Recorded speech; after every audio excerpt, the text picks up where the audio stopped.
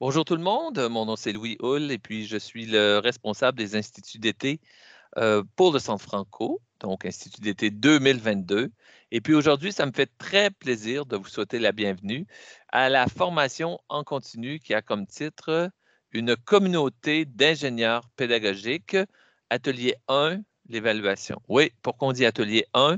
C'est parce qu'il y aura 2, 3, 4 au cours de l'année, puis plus de détails vous seront donnés à la fin de cette rencontre. La formation est d'une durée d'environ 1h45 jusqu'à 2 heures. Et puis, elle est enregistrée et elle sera disponible sur le site du Centre Franco dans quelques semaines. Si vous avez des questions, eh bien, je vous invite lors de la formation à soit les écrire et les mettre dans la boîte de clavardage ou encore de prendre le micro et de nous poser vos questions. C'est à peu près tout. Alors, bonne formation tout le monde. Et puis, Alexandre et Martin, à vous la parole.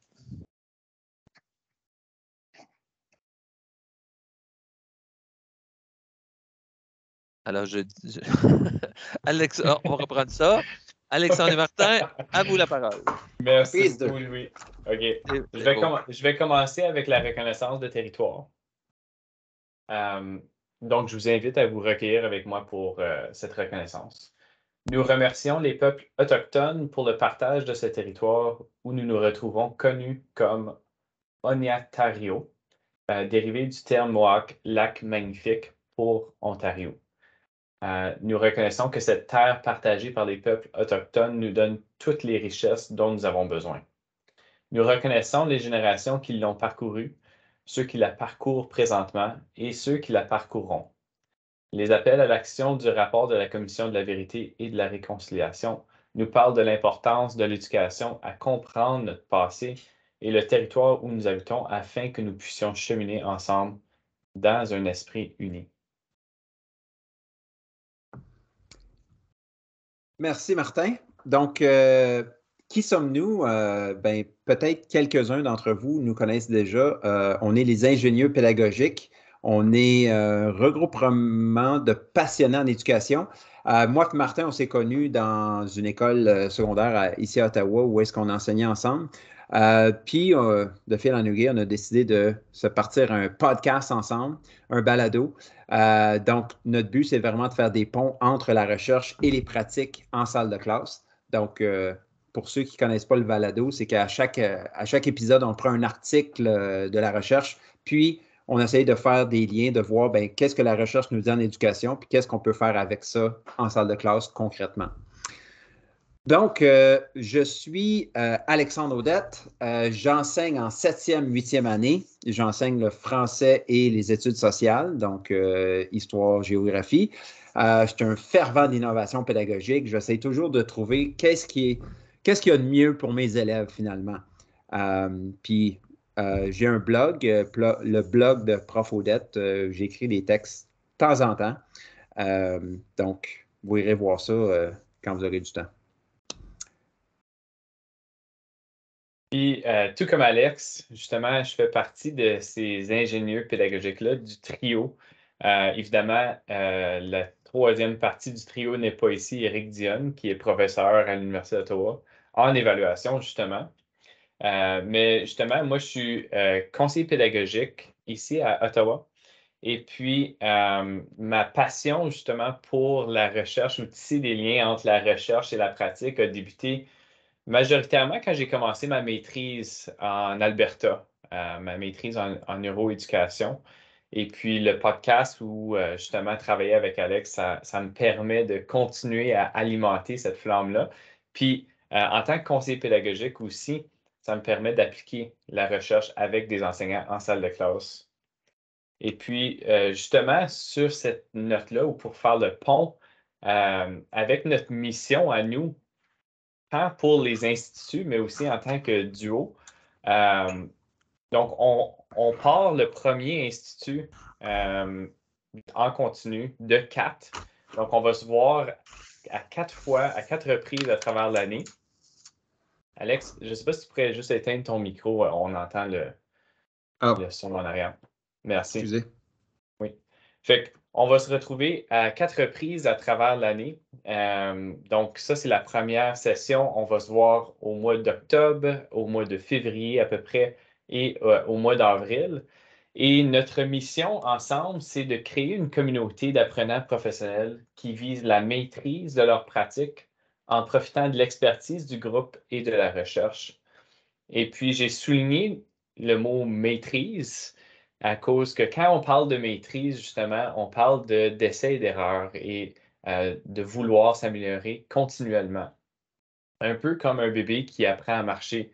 Donc, un bébé qui apprend à marcher ne va pas voir tous les autres bébés et dire ah, ben, il y a peut-être quelque chose de spécial avec ce bébé-là, c'est pour ça que lui il peut marcher, puis moi, je ne suis pas capable. Il va continuer à réessayer. Puis c'est un peu ça qu'on vise dans notre salle de classe, c'est de prendre la recherche qui devrait fonctionner et puis de la faire fonctionner pour nous. Et pour ça, on a besoin justement de la recherche, mais on a aussi besoin de l'expertise du groupe. Donc, on espère justement créer cette communauté-ci avec vous, une communauté d'apprenants.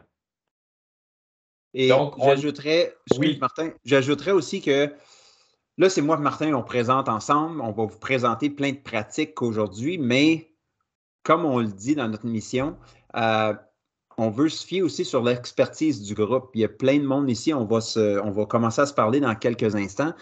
Puis je suis sûr que vous avez tous des expériences différentes qui vont vraiment apporter aussi euh, au groupe, qui vont vraiment venir ajouter, avoir une valeur ajoutée à ce qu'on va vous présenter aujourd'hui.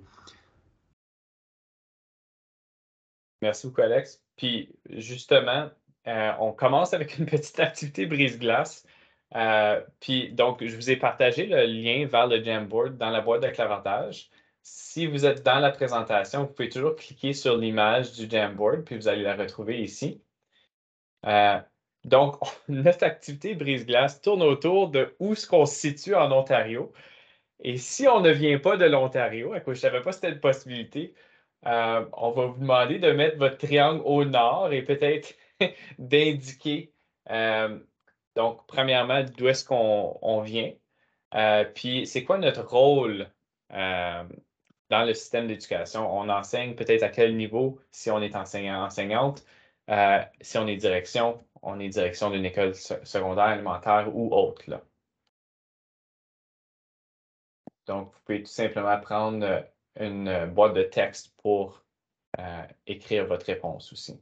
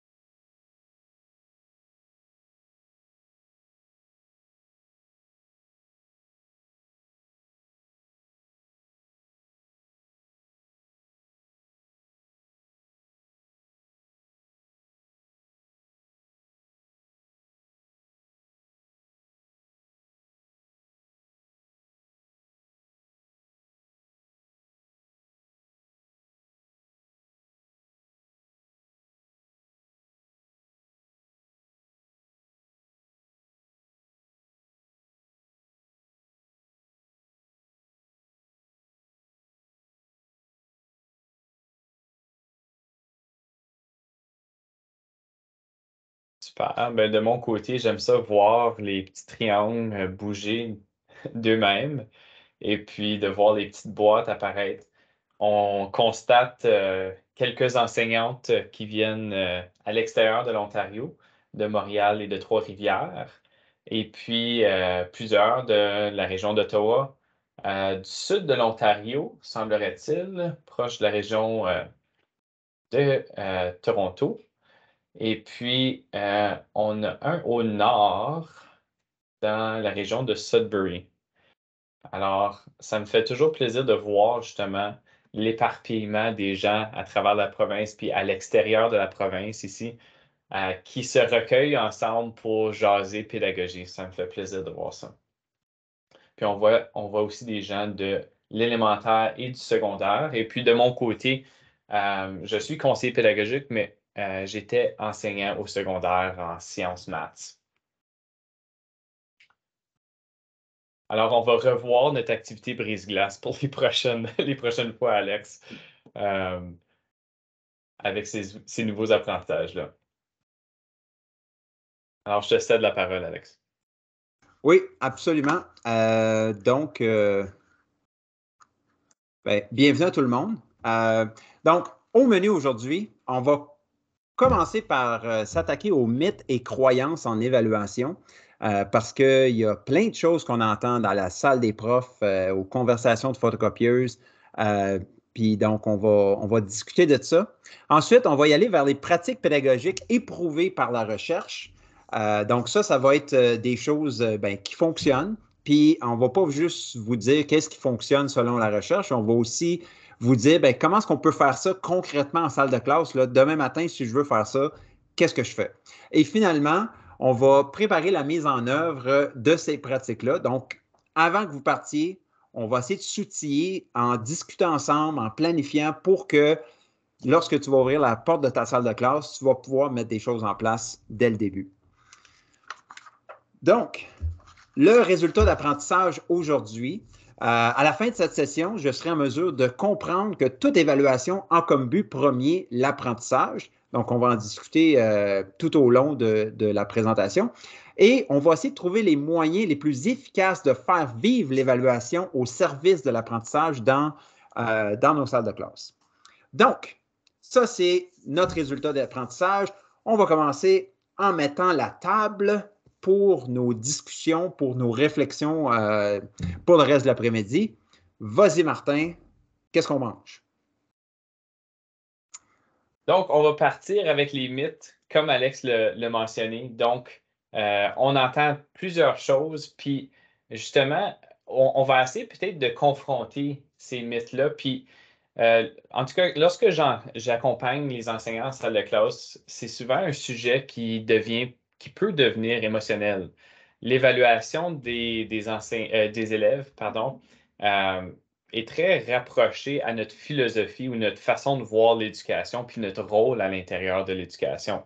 Alors, c'est normal qu'à un moment donné, quand tu as ces conversations-là avec les enseignants, puis tu te dis, je ferais peut-être des choses différemment, ou voici ce que la recherche démontre, on se sent peut-être un petit peu visé, un peu attaqué, mais ici, on veut juste mettre explicitement certains des mythes on entend dans les corridors, dans les salles de classe ou dans les salles de profs, puis on veut partir de ça pour justement parler de nos pratiques pédagogiques qui sont éprouvées de la recherche. Donc, pour ce faire, on va commencer avec une petite activité. Donc, si vous cliquez à la droite ici, vous avez accès au Google Doc. Je vois qu'Alex vient de le mettre dans la boîte de clavardage aussi. Et puis, ce qu'on aimerait vous inviter à faire ici, c'est de vous choisir une boîte et d'inscrire un mythe que peut-être vous avez cru dans le passé par rapport à l'évaluation, ou peut-être un mythe que vos élèves croient par rapport à l'évaluation, ou peut-être encore un mythe que vous entendez par vos collègues. Donc, on va vous donner quelques instants pour inscrire ceci dans votre boîte. Je pense qu'il y a bien de l'inspiration. Ça commence à écrire déjà. J'aime ça. Donc, l'exemple qu'on vous avait mis là, par exemple, c'est aucun élève ne devrait avoir 100% en examen ou sur un bulletin. Donc là, sûrement que vous avez déjà entendu ça, un prof qui dit, moi, dans ma classe, personne qui a 100%. Ça ne se peut pas avoir 100%.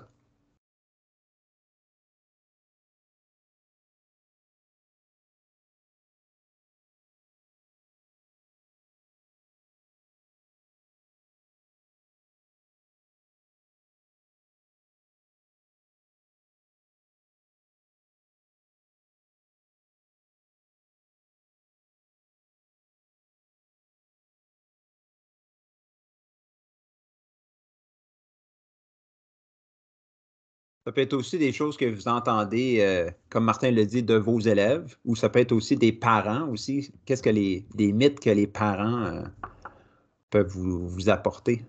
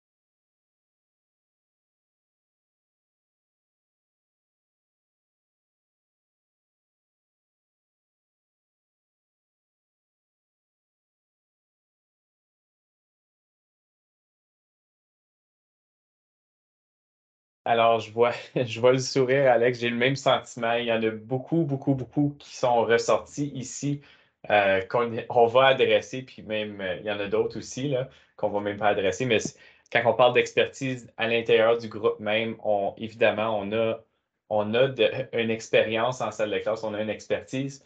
La prochaine étape ici, j'aimerais vous inviter à mettre un petit bonhomme sourire, à l'envers, comme ceci, sur un énoncé qui vient particulièrement vous chatouiller ou qui vient, que vous avez peut-être vécu vous autres même.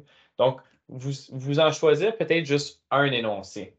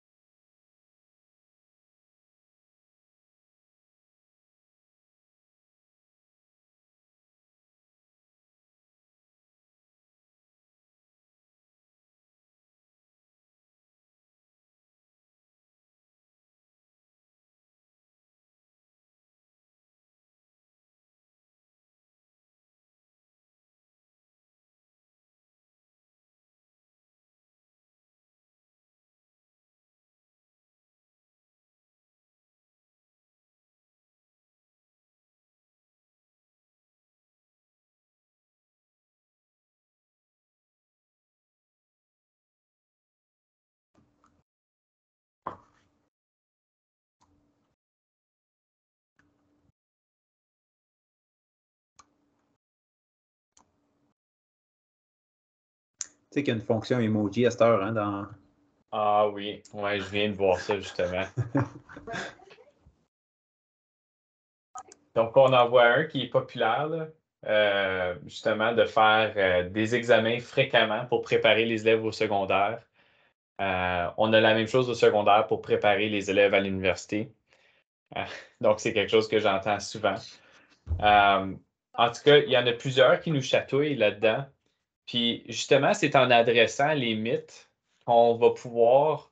C'est un lien justement avec le pourquoi qu'on évalue. Donc, c'est notre prochaine étape ensemble. Puis, en fait, je m'inquiétais un peu de voir, tu sais, possiblement des énoncés qui ne sont pas des mythes, mais effectivement, tous les énoncés mentionnés ici par vous sont des mythes en évaluation. Alors, tu sais, bravo, déjà, on est capable de reconnaître certaines choses. Donc, le lien justement avec le pourquoi on évalue va se faire beaucoup plus facilement. Donc, la raison première pour l'évaluation, c'est de soutenir l'apprentissage.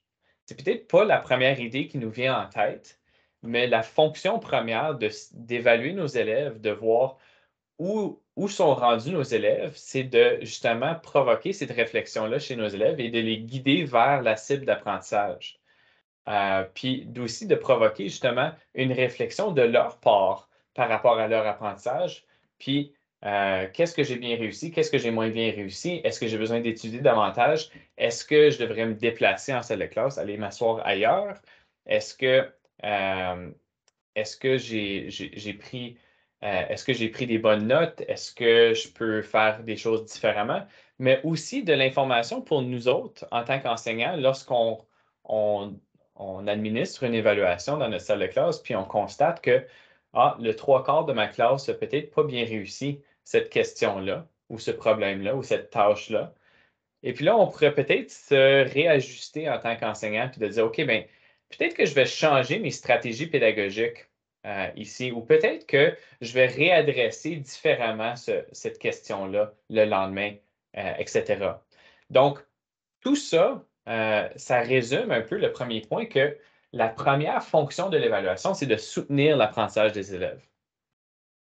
Donc, quand on parle de ceci, on parle de l'évaluation comme étant au service de l'apprentissage. La deuxième fonction, on la connaît bien, puis en fait, on est un petit peu obsédé avec cette fonction-ci, c'est de déterminer le rendement des élèves. Et puis, effectivement, dans certains cas, ça devient important. Par contre, ça ne devrait pas être la fonction première.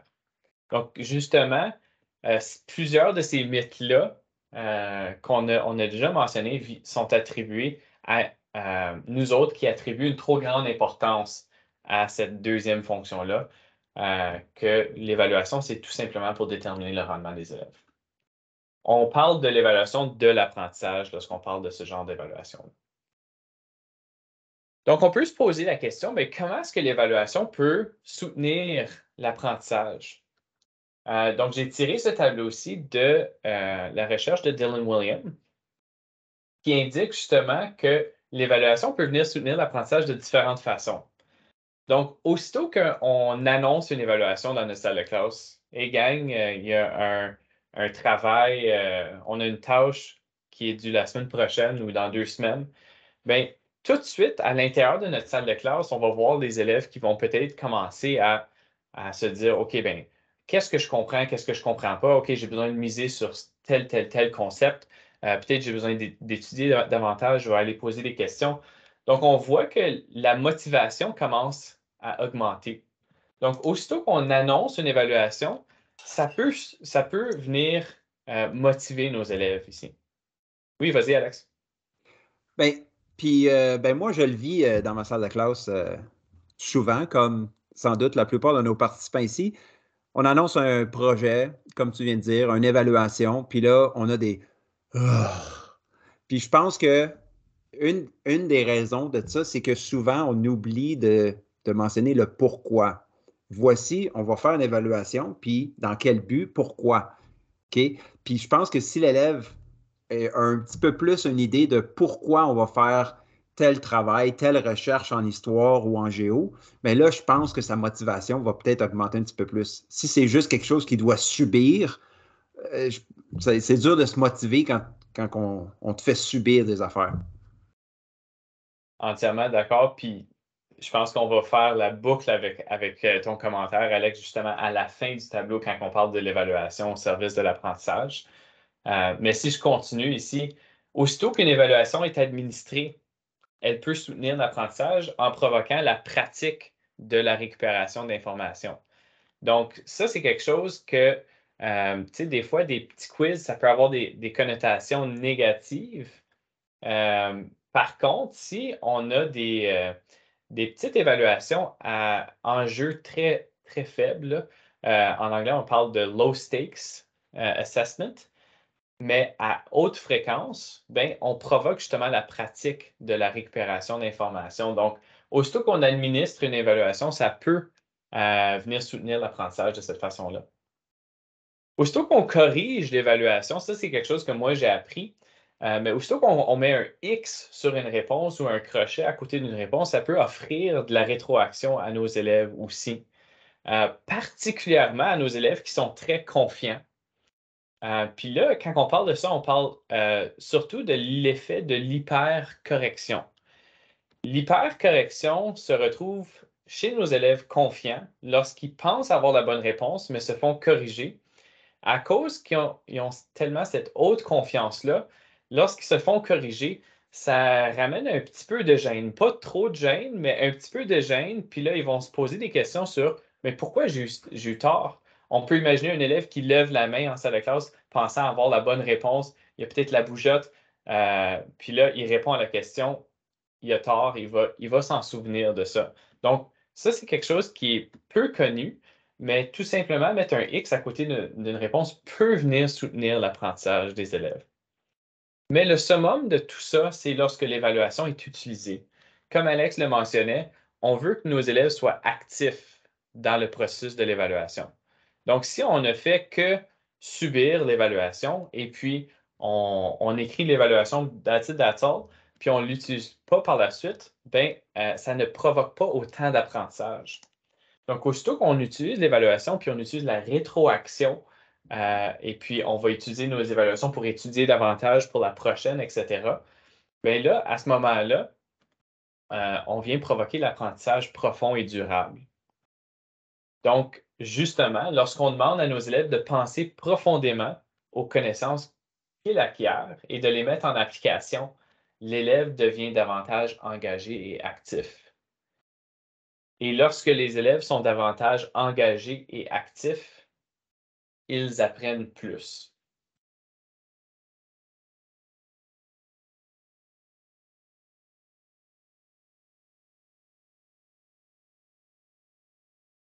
Alex, ton micro est éteint. Ouais, rookie move. Donc, comme Martin vient, un peu pour faire la synthèse que ce que Martin vient de dire, il y a 5 étapes à l'évaluation. Premièrement, l'objectif. Pourquoi on fait cette évaluation-là? Comme je viens de mentionner tout à l'heure, lorsqu'on présente une évaluation aux élèves, ben, c'est pas juste, ben, on fait un test parce que ça prend des notes dans mon cahier de notes. Donc, il faut qu'il y ait une intention. Ensuite, la mesure. Quelle technique ou procédure est utilisée pour amasser les preuves d'apprentissage? Est-ce que ça va être un quiz à choix multiples? Est-ce que ça va être un travail de recherche? Est-ce que ça va être un travail de réflexion, etc.? Donc, qu'est-ce qu'on va utiliser selon notre but? Et ensuite, qu'est-ce qui a été réussi? Qu'est-ce qui ne l'a pas été? Donc, habituellement, lorsqu'on fait une évaluation, ça se limite à ça. On oublie souvent les 2 dernières. Puis je vais vous dire un secret, il y a des fois que moi-même, les 2 dernières, on ne prend pas toujours le temps. Mais c'est vraiment les 2 parties importantes. Premièrement, l'interprétation. Là, j'ai les résultats de mes élèves. Qu'est-ce que ça veut dire? Souvent, les profs, des fois, on va rejeter le blâme chez nos élèves. Ah, ben, ils ne se sont pas forcés. Ils n'ont pas étudié. Ils n'ont pas.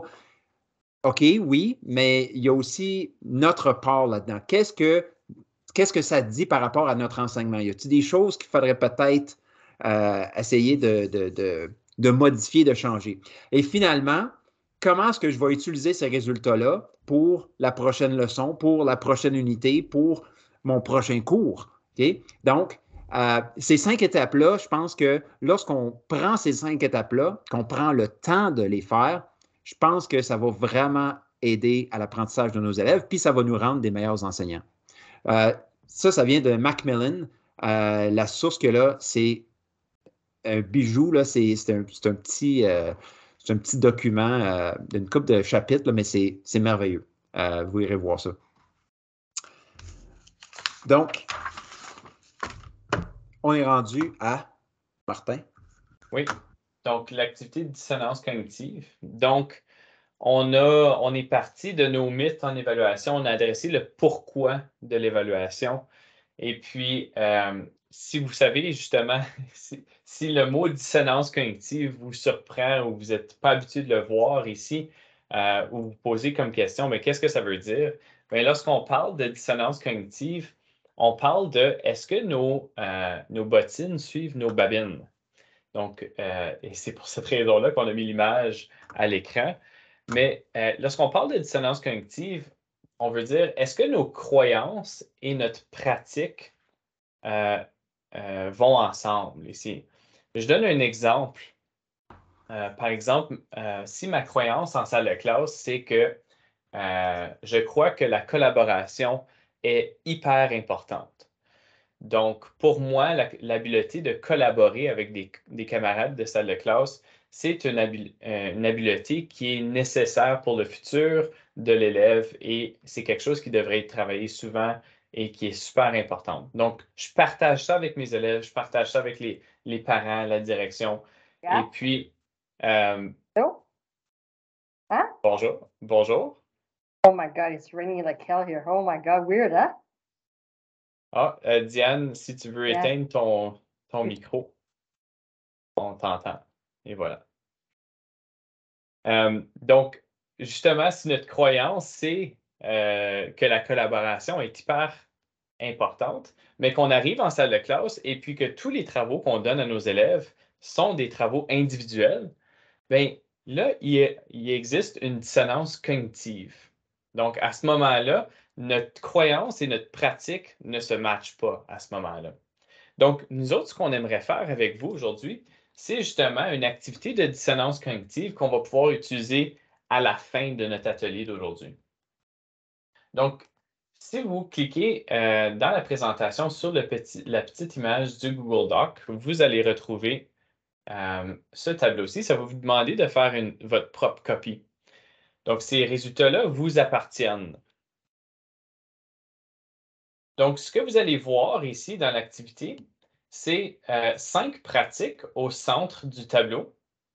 Et puis là, on vous demande d'évaluer votre croyance. Est-ce que cette pratique-là est importante pour vous autres? Est-ce qu'elle est peu importante ou est-ce qu'elle est cruciale?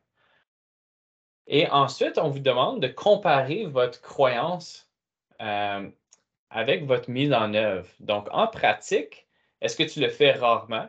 Est-ce que tu le fais parfois ou est-ce que tu le fais souvent? Donc, ce qu'on aimerait faire, c'est vous donner quelques instants pour passer à travers ces 5 pratiques-là, d'évaluer votre croyance et votre mise en œuvre. Moi, ce que je vous suggère de faire, c'est de passer à travers votre croyance pour les 5 pratiques, puis ensuite d'évaluer votre mise en œuvre. Comme ça, on n'est pas confronté à vouloir peut-être changer notre réponse pour venir matcher notre croyance. Donc, soyez honnête avec vous. Dans le fond, c'est juste vous-même qui allez voir ces résultats-là. Et puis, ça peut vous permettre justement de vous améliorer puis de grandir. Donc, on vous donne quelques minutes. J'ai mis le lien dans le chat pour ceux qui n'auraient peut-être pas accès à la présentation.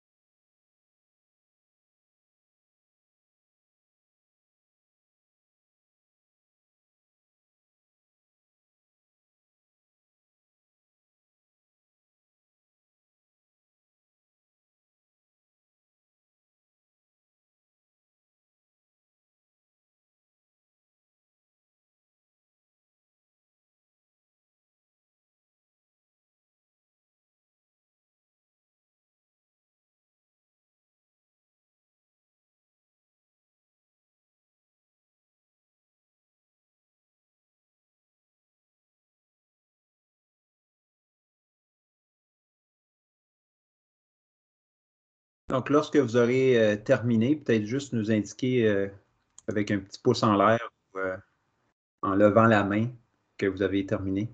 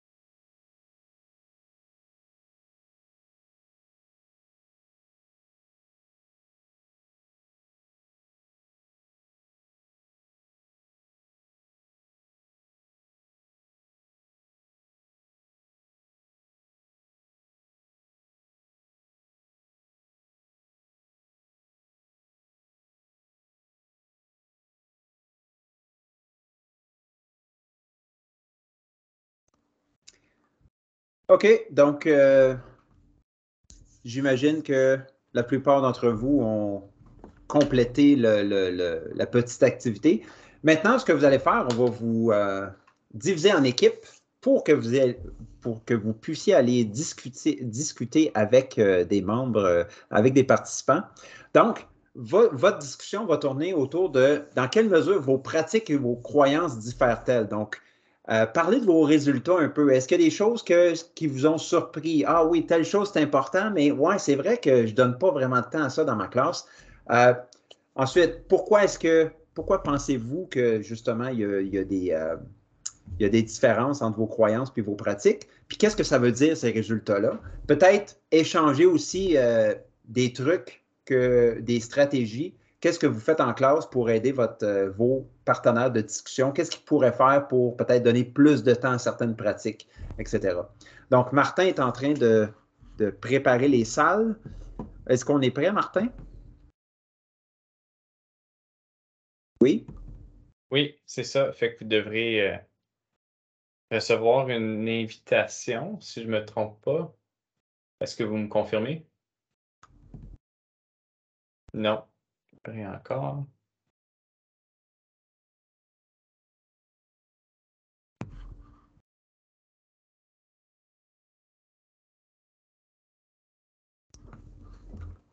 Oui, ça fonctionne, là, OK, super. je pense.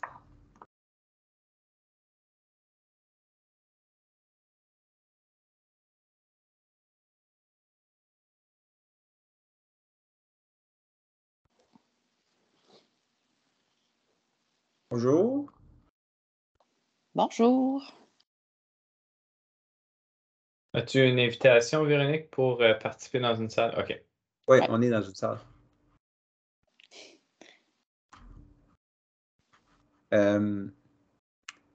OK. Toi, Martin, es-tu encore dans la salle principale? Je pensais, je croyais que Non. oui. Non, je pense que tu es dans notre salle, là. OK, je vous laisse jaser. OK, merci. Oh, et finalement, c'est juste toi et moi. Véronique. C'est bon. Oui, parce que Louis Hull, il n'est pas là, il est juste comme le grand Manitou. Puis Martin, toi, tu vas-tu les autres salles ou. Non, je vis des défis avec la plateforme, là, mais en tout cas, j'essaie de fuir ça. OK. Tu connais-tu Teams, toi, Véronique? Oui, un petit peu, mais pas beaucoup parce que nous, on est avec la suite Google, mais j'ai déjà eu à Ouais. travailler un petit peu avec ça. Ben, nous autres aussi, puis c'est la première fois qu'on prend Teams, puis ouais, il n'y a personne qui aime ça, je pense. Mais c'est pas ouais, très convivial. Là. Je trouve que les écoles qui utilisent Teams sont audacieuses. ouais. Fait que as-tu eu des surprises dans tes affaires? Bien, écoute, quand même, parce que moi, je trouve qu'en fait, dans les croyances, je trouve que tout est crucial là, à la base. Là. Ouais. L'évaluation est directement au service de l'apprentissage. Mais là, je me rendais compte en cochant, mais rarement, parfois, souvent, que d'utiliser la rétroaction. Exemple que mes élèves ils font une production, puis je vais vraiment beaucoup commenter. Là, je passe des heures à faire ça. Puis après, quand on fait un travail similaire, je leur dis va te fier sur ce que je t'avais écrit. Mais si je leur dis pas OK, là, tu prends un temps d'arrêt et tu prends l'autre document que j'avais corrigé et prends le temps de relire, bien, ils le feront pas. Donc, c'est à ce moment-là, je me suis mis parfois parce que c'est quelque chose, je devrais m'assurer de leur laisser du temps pour qu'ils puissent revoir ce que je leur avais écrit puis l'utiliser pour s'améliorer la fois suivante. Ouais. Moi, c'est surtout, ben, je suis d'accord avec toi, tout est crucial, là, mais comme moi, c'est s'auto-évaluer que, ouais, j'ai bien de la misère à, je sais pas, prendre le temps de les laisser s'auto-évaluer. J'essaie de faire des affaires comme ça, comme des fois, je leur fais écrire des courriels à leurs parents à la fin du mois, puis dire à leurs parents, ben voici qu'est-ce qui a bien été, qu'est-ce qui a moins bien été pendant le mois en français, mettons, ou en histoire, puis qu'est-ce qu'on a appris, des choses comme ça. C'est comme un peu un travail de réflexion, mais je le fais pas assez. Puis on dirait que c'est parce que peut-être en quelque part, je fais pas confiance à mes élèves. Qui vont le faire, ça prend une trace, on dirait. Tu sais, pour Ouais. qu'on soit sûr comme adultes qu'ils l'ont fait. Là. Hey, j'ai Ouais. essayé quelque chose cette année là, parce que je trouvais que, tu sais, juste au niveau des devoirs, là, les élèves, ils en ont plus tant parce qu'on en a beaucoup. On a retiré une grande charge de travail avec la pandémie. Puis là, ça fait que lorsqu'on leur demande des devoirs, je trouve qu'ils sont rapidement dépassés. Fait que ce que je me suis dit cette année, ils vont souvent avoir une petite lecture complémentaire ou un forme de récupération en mémoire, mais de se poser 3 questions qu'ils vont écrire dans leur cahier là, sur une page qui aura un petit espace, puis 3 questions que je poserais à quelqu'un pour vérifier qu'il a lu la même chose, puis il écrit sa réponse. Peut-être que ça ne marchera pas beaucoup, là, mais les forcer à dire OK, qu'est-ce que je me souviens de ce que j'ai lu ou de ce que j'ai appris? Oui, parce que je pense que faire réaliser aux élèves qui sont en train d'apprendre que, tu sais, comme vraiment les driller à la métacognition, que, OK, je suis en train d'apprendre qu'est-ce qui se passe, qu'est-ce que je sais, qu'est-ce que je ne sais pas. Ils n'ont pas ce réflexe-là parce que, tu sais, ils ont été drillés, qu'on les nourrit à la petite cuillère, puis c'est comme, ben, le prof va te donner ce que tu as besoin. Là, tu sais, toi, c'est comme, tu ouvres la bouche, puis c'est tout. Exact.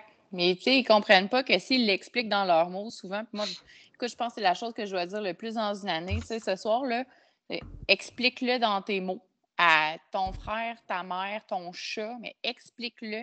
Puis après, dis, oh mon, tu sais, puis tu regardes dans tes notes, puis oh, ça, j'avais peut-être pas, j'ai oublié de l'expliquer, ou oh, c'est pas ça que j'avais compris, mais tu sais, de leur dire, c'est comme toute une histoire de confiance. Là.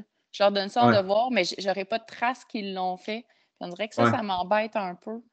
Et je sais que mes plus forts vont le faire, mais ceux qui ont besoin de le faire le feront pas. Oui.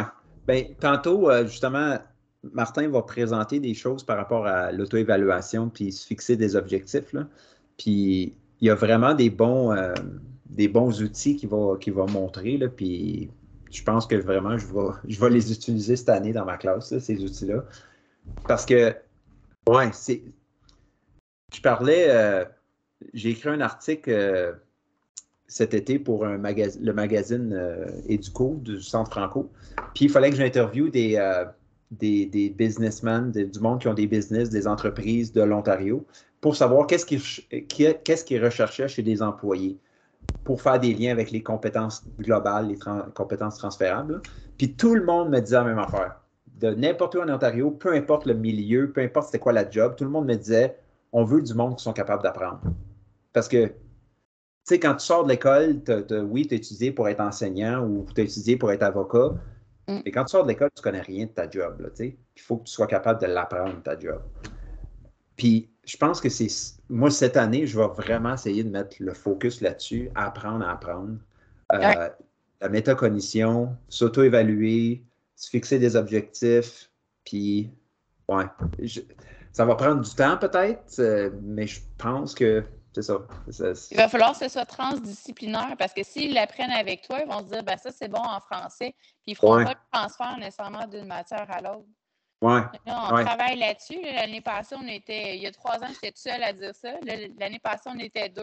Là, cette année, on devrait être 4 à justement parler de la métacognition, puis de la neuropédagogie, puis de vraiment leur dire, bon, mais là, on fait ça. C'est juste l'intention pédagogique, on fait ça. Cette petite activité-là ou ce devoir va servir à ce que tu t'en souviennes davantage. Puis tout le principe de récupération en mémoire. Puis, tu sais, je ne sais pas si vous avez utilisé ça. Possiblement, je pense que j'ai peut-être vu ça dans un de vos podcasts il y a peut-être plus de 2 ans, là, mais la fougère, là, tu sais, de dire quand tu fais des liens entre tes neurones, dans le fond, c'est comme marcher en forêt. Plus que tu marches au même endroit, que tu refais le même passage, c'est comme se faire un chemin à travers les fougères. Fait que j'ai acheté une fougère pour la classe. Non, je ne l'ai pas acheté, je l'ai piqué dans le parc, là, puis je l'ai mis dans un pot. Fait que là, quand je leur dis, hey guys, là, ça, c'est une activité de fougère, là, on fait notre chemin avec nos neurones. Puis c'est ah ouais, OK. Puis il me demande, hey, on fait une activité de fougère aujourd'hui? Fait que c'est notre fougère neuronale, c'est une plante là, qui est morte d'ailleurs 3 fois cette année. Mais le visuel, là, on dirait qu'ils font plus d'associations. Fait que là, il y a un autre prof qui s'est acheté une fougère. Fait que là, écoute, on peuple les classes de fougère. Mais ils comprennent. Fait que tu sais, il faut prendre le temps de leur apprendre comment apprendre. Je pleure de joie. Tu ne me vois pas, Véronique, mais je suis en train de pleurer de joie. C'est super cool. Ouais. C'était une des discussions que j'avais avec quand j'étais en salle de classe. Là. Moi, c'était au secondaire, là, mais j'étais dans mon cours de mathématiques, puis je montrais des photos de cerveau là, qui apprenaient. Puis c'était, c'est exactement comme l'expérience de Fougère.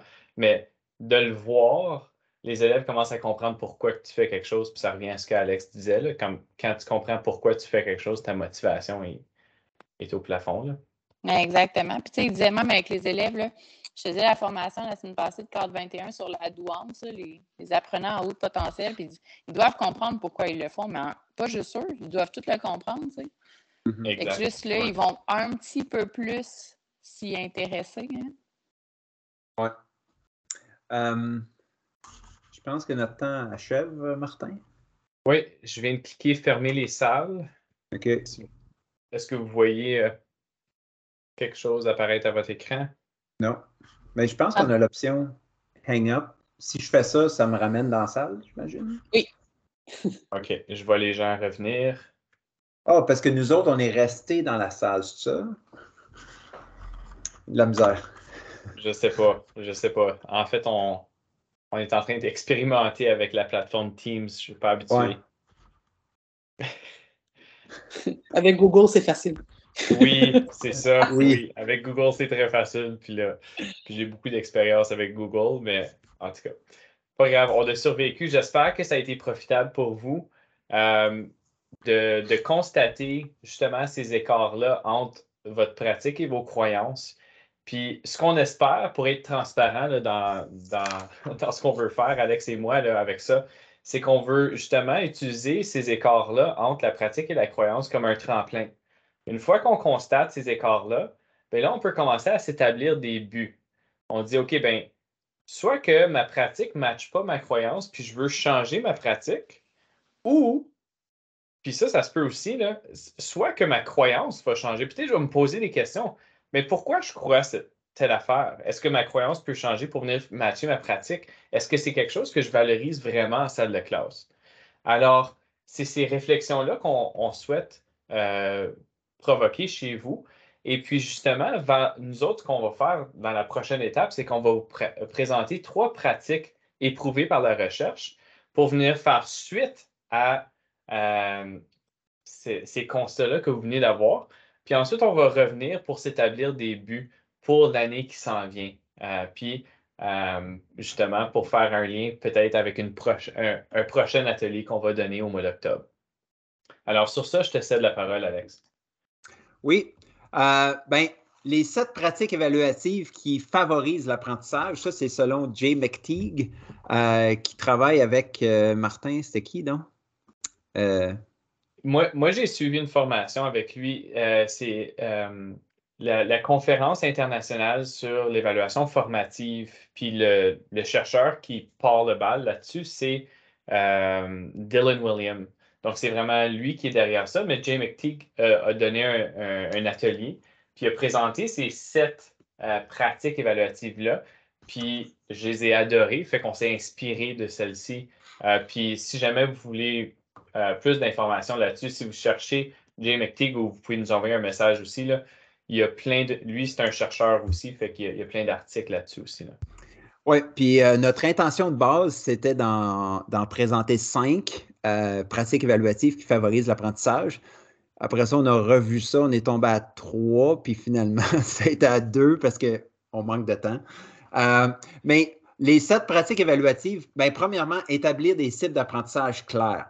Ça, ceux et celles qui se souviennent de l'Inukshuk, bien, c'était la base de l'Inukshuk. On a une cible d'apprentissage, une cible pour l'élève, une cible qui ne bouge pas puis qui est stable. C'est une cible que l'élève peut atteindre.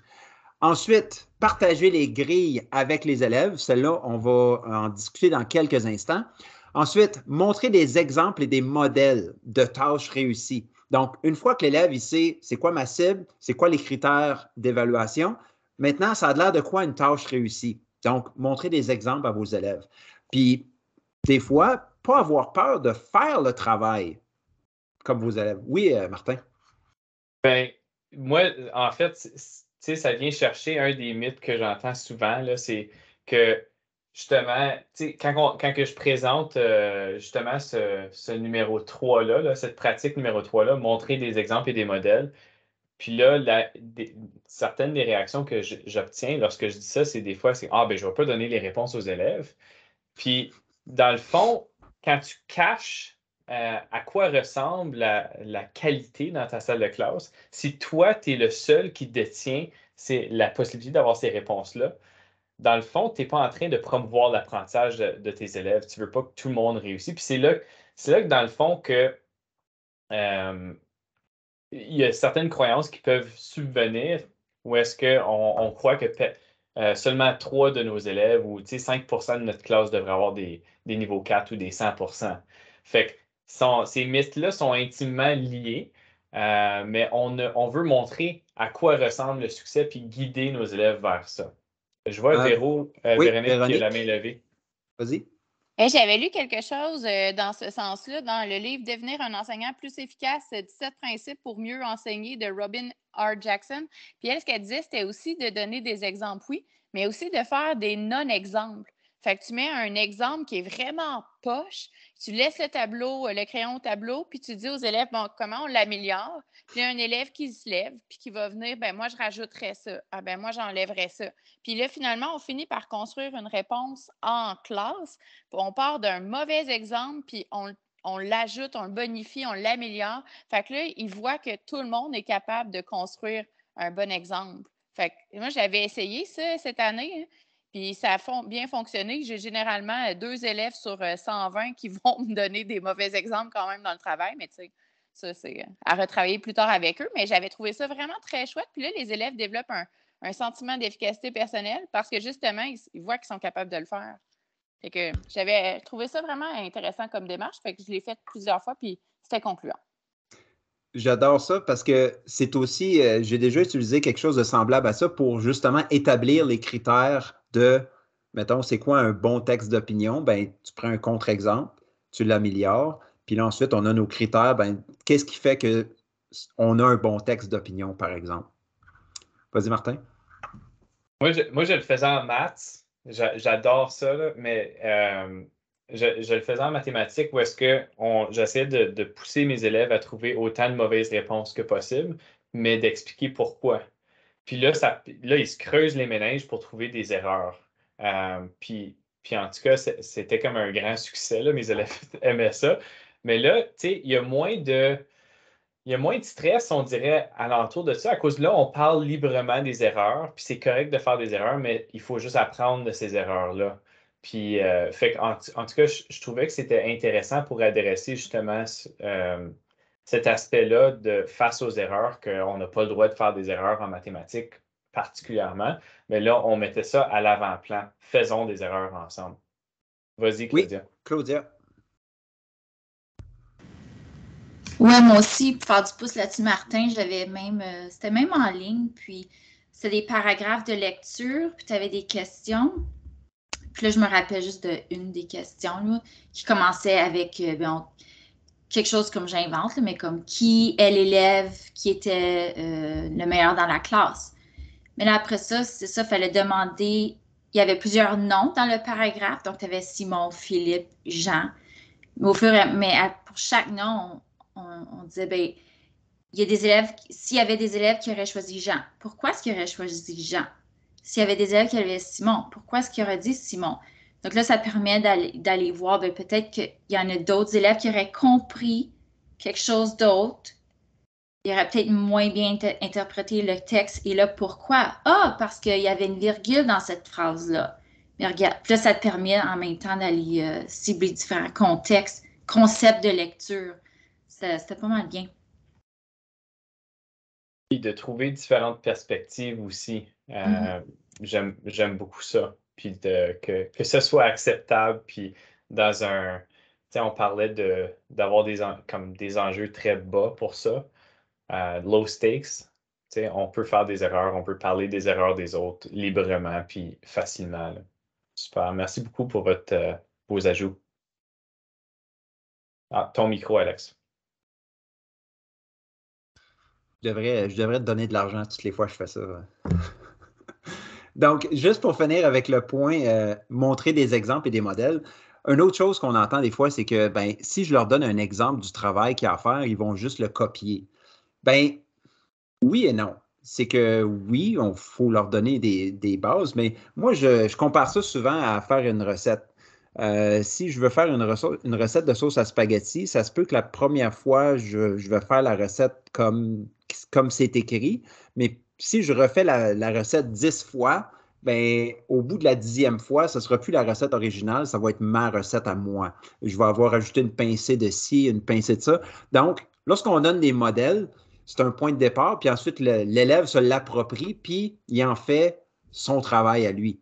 Donc, je pense que ça vient aider un peu tout le monde dans ce cas-là. Ensuite, on a faire une évaluation diagnostique avant d'enseigner. Donc, on veut voir où est-ce que les élèves en sont au point de départ.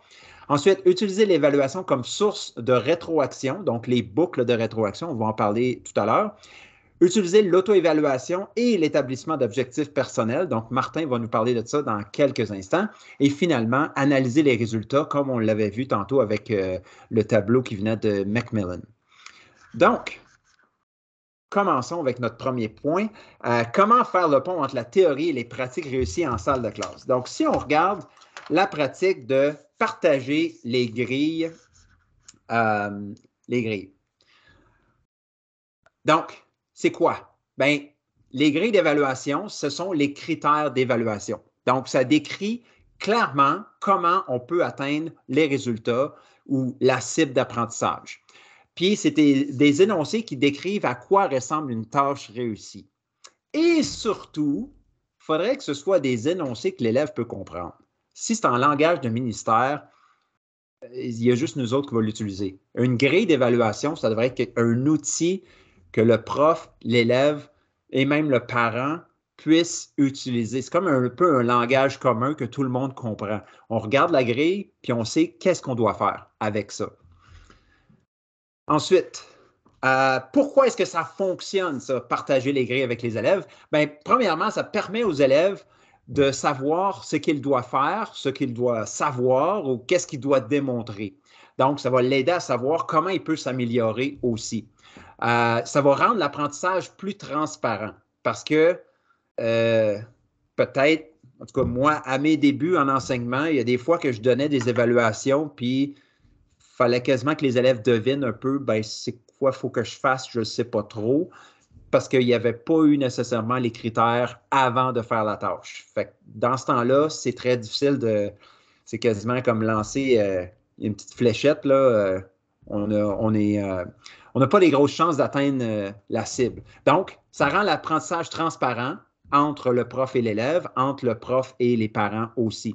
Puis ça informe l'enseignant sur qu'est-ce qui doit être enseigné. Donc, si je regarde ma grille d'évaluation, bien, je sais qu'il faut que j'enseigne ces concepts-là. Je ne peux pas évaluer quelque chose sur ma grille si je ne l'enseigne pas en salle de classe, parce que ça ne donne pas vraiment de chance à l'élève d'apprendre. Donc, comment est-ce que je mets ça en pratique dans ma salle de classe? Donc, premièrement, on peut impliquer les élèves là-dedans. Ça va devenir un outil pour l'enseignant et pour les élèves, comme je disais tout à l'heure. Puis, on peut faire preuve de créativité. Ça veut dire qu'en Ontario, on a des grilles d'évaluation qui sont dans nos programmes cadres, dans nos curriculums. On peut faire un peu différent. Moi, j'ai mes exemples. Martin, si tu peux, je ne sais pas si tu peux cliquer sur le lien. Donc, ça, c'est des exemples de grilles que j'utilise. Celle-là, la première, la grille en boîte, j'utilise ça en français, surtout en français, lorsque les élèves doivent écrire un texte. Et ça fait en sorte qu'ensemble, on peut se créer les critères d'évaluation ensemble. Donc, on commence toujours avec le centre de la grille ici. C'est quoi mon intention, puis c'est qui mes destinataires. Ensuite, quel effet est-ce que je vais avoir sur le lecteur? C'est quoi les critères de succès? Puis finalement, quel genre de vocabulaire est-ce que je devrais voir? Donc, si on regarde, si tu descends un peu, Martin, si on regarde l'exemple, OK? Donc, la tâche ici, c'est d'écrire une histoire pour enfants. Mon intention, c'est de divertir. Mes destinataires, c'est des élèves de 3e année. Donc, pour atteindre cet objectif-là qui est divertir, il faut que ce soit facile à lire, il faut que je crée une atmosphère et il faut que mon histoire soit intéressante et logique. Donc, si je veux que mon histoire soit intéressante et logique, bien là, je suis la flèche. Il faut que j'ai un schéma narratif complet avec situation initiale, etc. Et ensuite, si je veux créer une atmosphère, bien, je suis la flèche. Il faut que j'utilise les 5 éléments d'une histoire. Il faut qu'il y ait des descriptions précises dans mon histoire, puis utiliser des adjectifs diversifiés. Donc, ça devient mes critères de succès. Qu'est-ce qui va faire que je vais avoir une bonne histoire? Bien, il faut que j'inclue ça. Puis, comment est-ce que je peux mettre ça vivant dans mon histoire pour enfants, les critères de succès? Bien, c'est en utilisant certains vocabulaires. Comme par exemple, ici, j'avais fait une liste à mes élèves. Bien, dans la situation initiale, je devrais voir des choses comme « il était une fois » ou « un jour » ou « dans une petite maison », quelque chose comme ça. À l'élément déclencheur, je devrais voir dans ton texte quelque chose comme « tout à coup »,« soudainement »,« sans prévenir », etc. Donc ça vient vraiment situer l'élève. OK, si je veux atteindre les critères de succès, voici le genre de vocabulaire que je devrais utiliser. Est-ce qu'il y en a qui ont des questions par rapport à cette grille-là ici? Moi, j'ai un petit commentaire. C'est la première fois que je vois, ça fait longtemps qu'on se jase, là, mais c'est la première fois que je vois ta grille en boîte. Puis je la trouve vraiment intéressante. Moi, ce que je trouve comme qui est le plus intéressant dans tout ça, comme le produit final est beau, là, mais moi, ça va être le processus. Comme ça doit être tellement riche. Tu sais, quand tu parles de créer une atmosphère, puis l'élève te pose la question, bien, qu'est-ce que ça veut dire créer une atmosphère? Puis là, tu as une discussion en salle de classe par rapport à créer une atmosphère. Ou qu'est-ce que ça veut dire une histoire logique? Là, on décortique le mot logique en 7e, 8e année ou en 1er, 2e secondaire. Donc, on est en train de parler vraiment des critères, puis on est en train de les décortiquer, puis tout le monde a accès à ces mots de vocabulaire-là. On a peut-être une compréhension, un élève qui comprend la logique d'une certaine façon, puis un autre élève qui comprend la logique d'une autre façon. Mais là, on peut confronter ces définitions-là, puis arriver à une définition commune. Là, on s'assure que justement la cible d'apprentissage est très claire pour tout le monde. On sait où est-ce qu'on s'en va, on sait ce qu'on nous demande de faire. En tout cas, le processus ici est encore plus riche que le produit, d'après moi. Oui, parce que cette grille-là, je ne l'utiliserai pas pour noter le travail de l'élève. C'est vraiment plus pour... c'est une grille pour expliciter un peu plus les critères de succès, d'où ça vient, les critères, puis comment est-ce que je peux y répondre finalement. Puis là, si tu continues à descendre, Martin, on a un exemple de grille que j'ai créée. Vous remarquez que la colonne de gauche, habileté de la pensée, communication, ça, c'est les domaines du curriculum de l'Ontario. Mais ce que j'ai fait, au lieu d'avoir des niveaux, niveau R, niveau 1, 2, 3, 4, comme le curriculum de l'Ontario nous le demande, j'ai fait une grille à un niveau. Ça veut dire que ben, d'un côté, on a des choses que peut-être que tu aurais manquées, donc tu n'as pas préparé de questions d'entrevue. Tes questions d'entrevue ne sont pas claires, etc. Donc là, moi, j'encercle aux élèves, ben, voici qu'est-ce qui manque dans ton travail. Puis dans l'autre colonne, j'encercle aussi, voici qu'est-ce qui a été réussi dans ton travail. Puis ensuite, je fais juste mettre un trait sur la ligne, le continuum, pour mentionner à l'élève, voici où est-ce que tu te situes, puis voici comment est-ce que tu peux continuer à cheminer. Donc, je ne mets pas de note sur les grilles, parce que si vous lisez faire croître le succès, ben, ça dit que oui, il faut utiliser les grilles pour partager les critères aux élèves, mais ça ne dit pas qu'il faut mettre une note sur la grille. Donc, la grille d'évaluation, on peut l'utiliser de différentes manières. Oui, il faut mettre les critères de succès, mais tu n'es pas obligé de mettre une note, ou tu peux retenir la note, retarder la note pour que l'élève focus vraiment sur ta rétroaction, qu'il l'utilise et qui continue à s'améliorer. On va en parler un petit peu plus de la rétroaction dans une prochaine section tout à l'heure. Donc, Alex, si tu me oui. permets juste de rajouter, là, j'aime beaucoup cet exemple-ci. J'utilisais cette grille-ci en mathématiques aussi. Puis, juste pour ajouter, tu sais, souvent, lorsqu'on remet une note, donc on parlait des deux fonctions d'évaluation, un pour soutenir l'apprentissage, puis deux pour attribuer un niveau de rendement à l'élève. Bien, souvent, si on retient la note, bien, ça permet justement de ne pas attribuer un rendement. Puis là, l'élève n'est pas en train d'intérioriser moi, je suis un niveau 2 à ce point-ci ou un niveau 3 ou moi, je suis un 55%. Au lieu de faire ça, il est en train de regarder la grille, puis il dit ben, je suis ici sur le continuum, puis voici la rétro pour me rendre là-bas. Puis la recherche le démontre, justement, si tu retiens la note le plus longtemps possible, bien, les élèves se concentrent davantage sur la rétroaction. Puis là, ça devient super riche à ce moment-là. Fait que moi, c'est pour ça que j'aime beaucoup cette note-là, cette grille-là, à cause qu'on voit justement le continuum.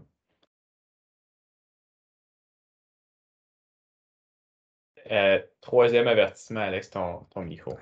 Ça va me coûter cher, ça va me coûter cher. Donc, si on vient à la présentation, on peut voir la grille en boîte, c'est pas moi qui ai inventé ça. J'avais pris ça sur un blog je pense, un monsieur britannique. En tout cas, c'est super intéressant. Sur son billet de blog, il décrit puis il montre des exemples qu'il a fait en salle de classe. C'est vraiment super intéressant. Puis moi, comme je vous ai dit, je l'utilise en français, mais ça pourrait, je pense, s'adapter à d'autres matières. Donc, si on continue, ben, la prochaine, c'est un exemple. C'est un élève qui, justement, on avait fait le processus en classe, puis l'élève avait pris ça en note pour son récit policier, justement. Vas-y, voilà. Martin, je te cède la parole. Oui, merci. Fait qu'on tombe avec la pratique évaluative numéro 2, qui est celle de l'auto-évaluation puis l'établissement d'objectifs. Donc, on voit ici l'auto-évaluation comme étant peut-être un élève qui se regarde dans le miroir. Donc, qu'est-ce que ça permet de faire, ça, justement, cette pratique évaluative-là? Bien, ça permet aux élèves de penser profondément à leur propre apprentissage. Puis ça va venir soutenir leur apprentissage. C'est très rare qu'on donne la chance aux élèves de regarder à leur parcours d'apprentissage, puis de regarder à leur apprentissage, puis de dire, OK, tu sais, qu'est-ce qui me manque pour aller chercher pour progresser dans le fond? Donc, de permettre aux élèves de faire ceci en donnant du temps, puis de s'auto-évaluer, justement, on est en train de développer l'habileté de la pensée de l'élève. Puis on est en train de travailler la métacognition de l'élève. Donc, ça, c'est la première fonction de l'auto-évaluation. Puis la deuxième, c'est une fenêtre à la pensée de l'élève pour l'enseignant. Donc, pour nous, en tant qu'enseignant, de comprendre où se situe l'élève, puis où est-ce que l'élève se juge? Est-ce que c'est la même chose que est-ce qu'il se voit de la même façon que nous autres, on le voit? Puis justement, si on voit justement des écarts entre les deux perspectives, bien là, ça peut provoquer une conversation avec l'élève. Puis cette conversation-là, ça va tout simplement tisser des liens entre nous et nos élèves. Puis on va comprendre qu'on est sur la même page, premièrement. Puis deuxièmement, on a les mêmes cibles d'apprentissage. On veut faire progresser nos élèves. Donc, ça peut ressembler à plusieurs différentes façons. Ça pourrait ressembler à ce genre de questions-ci qu'on retrouverait dans un billet de sortie ou un billet d'entrée. Donc, qu'est-ce que vous comprenez vraiment de tel sujet? Vous êtes fier de quoi, dans le fond? Qu'est-ce que vous pourriez améliorer? Qu'est-ce que tu ferais différemment la prochaine fois? Fait qu'on peut s'inspirer de ce genre de questions-là. Puis juste ça, c'est assez pour que les élèves s'auto-évaluent. Ou on pourrait aller un petit peu plus loin dans d'autres exemples. Donc, ça, c'est un document qui s'appelle Évaluer ma compréhension d'une tâche. Puis ça, c'est vraiment en début de tâche sommative. Donc, ici, on pose des questions aux élèves, puis ils doivent le répondre. Donc, est-ce que je comprends bien la tâche? Est-ce que j'ai tout ce qu'il me faut pour bien réussir la tâche? Quels sont les critères de cette tâche-ci? Donc ça commence déjà la conversation par rapport à bien partir le projet ou la tâche ou l'évaluation, en gros. Je ne sais pas combien de fois que j'ai vu des élèves, justement, surtout à mes débuts, tu reçois des projets d'élèves, puis on a passé plusieurs jours, peut-être même plusieurs semaines sur ce projet-ci, puis il est complètement à côté de la marque. Puis là, tu te dis, oh my God, on a passé 2 semaines de travail, puis on t'a pas bien compris ce que je demandais de toi. Donc, ça, c'est ma faute aussi. Donc, ici, avec ce genre d'auto-évaluation-là, en début de tâche, ben, les élèves, on peut prendre connaissance justement, est-ce que mes élèves comprennent vraiment bien ce que je demande d'eux? Donc, ça, premièrement, pour les élèves, ils peuvent réfléchir à ça. Puis pour nous aussi, on a une petite fenêtre dans leur tête. Oui, vas-y, Alex. Ben moi, je trouve ça extraordinaire, ce document-là. C'est garanti que je vais l'utiliser cette année parce que c'est simple, mais aussi ça nous permettrait aussi de peut-être structurer des rencontres individuelles avec les élèves. Quand on va s'asseoir avec un élève, OK, sors ta feuille de compréhension de tâche, on va la regarder ensemble. Puis là, on regarde, OK, les réponses dans tes propres mots. OK, ça, tu as écrit ça? OK. Ben, juste pour partir des discussions avec les élèves, pour aller vérifier, ça serait excellent pour éviter les mauvaises surprises, comme tu viens de dire. Exactement. Absolument. Fait que ça, c'est le premier outil puis sentez-vous bien à l'aise, vous pouvez toujours cliquer sur l'image dans la présentation, puis vous avez accès au document. Ça, c'en est un autre, puis ça vient de troubles d'apprentissage à l'école. La source est dans les notes de votre page, mais pour les élèves peut-être un petit peu plus jeunes ou plus rapidement, avec tous les élèves, on peut tout simplement utiliser des symboles. Comment est-ce que je me sens par rapport à cette tâche-ci? Puis là, puis pour les élèves qui disent qu'ils n'ont peut-être pas aimé ou qui n'ont pas trouvé ça facile, mais là, ça peut provoquer, comme Alex le dit, des conversations par la suite. Puis là, on pourrait justement aller peut-être un petit peu plus profondément avec comme un formulaire. Qu'est-ce que tu as trouvé facile? Pourquoi? Puis surtout pour des projets ou des évaluations qui sont centrales à l'année d'études ou au cours, des choses qu'on va faire fréquemment, bien, on veut avoir beaucoup de données là-dessus, puis on veut que l'élève réfléchisse vraiment à son apprentissage par rapport à ça. Mon préféré outil, par contre, c'est le prochain. C'est le guide vers la réussite. Donc, ce document-ci met vraiment, c'est un bel exercice à faire pour nous en tant qu'enseignants. Puis là, une fois qu'on le pratique avec les élèves peuvent vraiment se l'approprier. Puis là, ça devient vraiment un outil hyper puissant.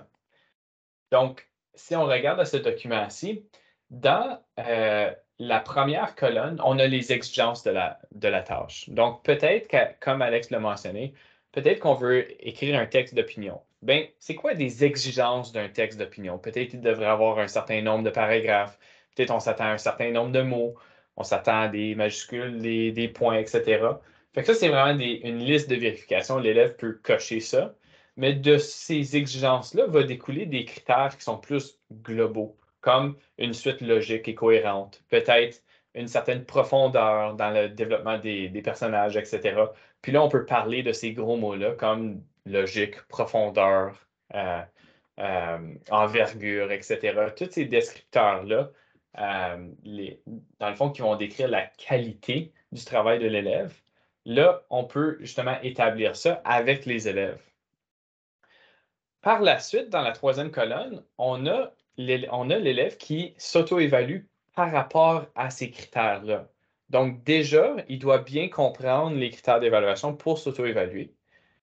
Donc, quels sont mes bons coups? Qu'est-ce qui demande encore du travail? Puis, c'est quoi ma prochaine étape? Puis, juste à côté, on a notre rétroaction. Donc, lui, il s'offre la rétroaction. Puis, nous autres, par la suite, on peut comparer nos rétroactions. Puis, l'élève voit ça un à côté de l'autre. Alors, cet outil-ci, le guide vers la réussite, est quelque chose d'hyper puissant en salle de classe. Alex, tu voulais rajouter quelque chose? Oui, moi je verrais ça, que ce soit, tu as monté 3 exemples, même 4 exemples avec les questions à la slide 26. Moi je verrais ça, se créer un genre de cahier de croissance où est-ce que l'élève met justement une de ces feuilles-là pour son auto-évaluation ou sa réflexion, ou ses objectifs. Il met ses grilles d'évaluation, sa feuille de route pour un projet, une unité, puis c'est l'aider un peu à structurer sa pensée, à devenir un apprenant un petit peu plus efficace finalement. Je suis entièrement d'accord avec toi, Alex. Puis souvent, le commentaire qu'on va recevoir quand on présente ce genre de tableau-là, c'est ben ça prend beaucoup de temps. Puis je suis entièrement d'accord. Puis je le ferai peut-être pas avec chaque évaluation qu'on fait, mais de trouver le cœur de notre cours ou le cœur de notre année d'études, puis de vraiment se dire, ben, nos élèves, là, on veut qu'ils sortent avec quelles compétences? Qu'est-ce qui est primordial pour moi puis pour mes élèves? Puis là, de commencer à bâtir ce guide vers la réussite-là sur des critères d'évaluation qui vont revenir peut-être fréquemment à travers le semestre ou à travers l'année. Comme ça, on y revient souvent. Puis là, peut-être l'élève a plusieurs guides vers la réussite pour peut-être les mêmes attentes du programme cadre. Fait que là, ça devient super riche, puis on voit les progressions entre guides vers la réussite. Alors, ce que je souhaite faire, c'est terminer avec une petite citation justement de Jay McTee. Elle est longue, je ne vais pas la lire, mais je vous invite à prendre peut-être quelques instants à faire la lecture de cette citation-là que je trouvais quand même assez percutante.